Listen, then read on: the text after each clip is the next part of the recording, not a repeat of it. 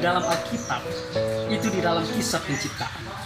Di dalam Kejadian 1 ayat 1 dan 2 dikatakan di sana, pada mulanya Allah menciptakan langit dan bumi.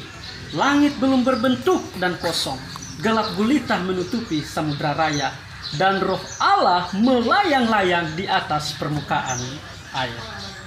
Dalam keadaan dunia yang tidak teratur, tohu, kacau balau, hampa, dan kosong, bohu, tidak bermakna, Roh Kudus diperkenalkan melayang-layang di sana.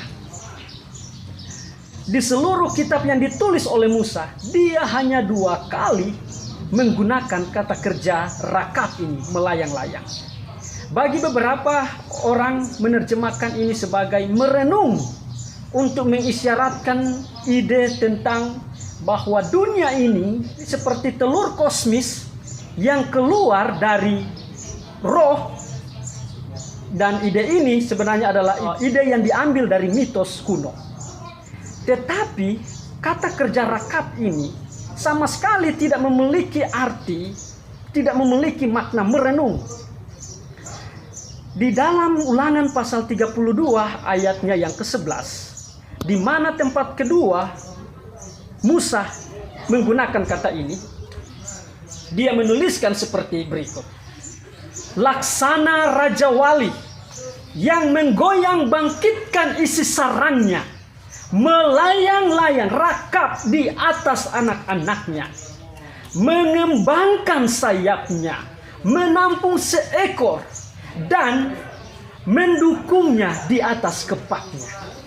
Dalam konteks ini, Musa sementara memperkenalkan tentang bagaimana perlakuan Tuhan, bagaimana tindakan aktif Tuhan yang menuntun umatnya di padang belantara.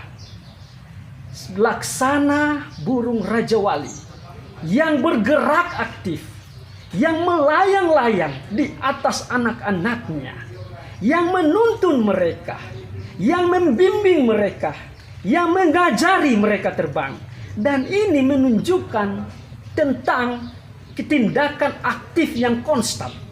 Jadi ketika dia menggunakan kata kerja ini di dalam Kejadian pasal 1, dia menggambarkan bahwa Roh Kudus bergerak aktif dalam kisah penciptaan. Di dalam Roma pasal 8 ayatnya yang kedua, dikatakan di sana bahwa Roh yang memberi hidup telah memerdekakan kamu dalam Kristus dari hukum dosa dan hukum maut. Jadi Rasul Paulus mengatakan bahwa Roh Kudus adalah sumber hidup. Dia memberikan kehidupan. Dan ini terjadi dalam kisah penciptaan. Dunia yang tadinya kacau balau, dunia yang tadinya hampa, dunia yang tadinya tidak teratur, dunia yang tadinya dipenuhi dengan kegelapan, kehadiran aktif Roh Kudus di sana. Dia melayang-layang di sana, memberikan kehidupan, mengatur dunia yang tidak teratur itu, mengisi dunia yang kosong itu dengan kehidupan, sehingga Allah sendiri memberi kesaksian bahwa dunia ini sungguh amat baik.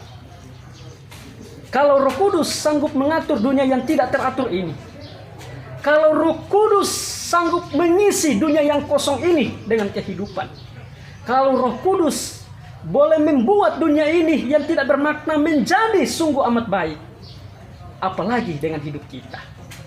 Apakah Anda merasa bahwa hidupmu kosong?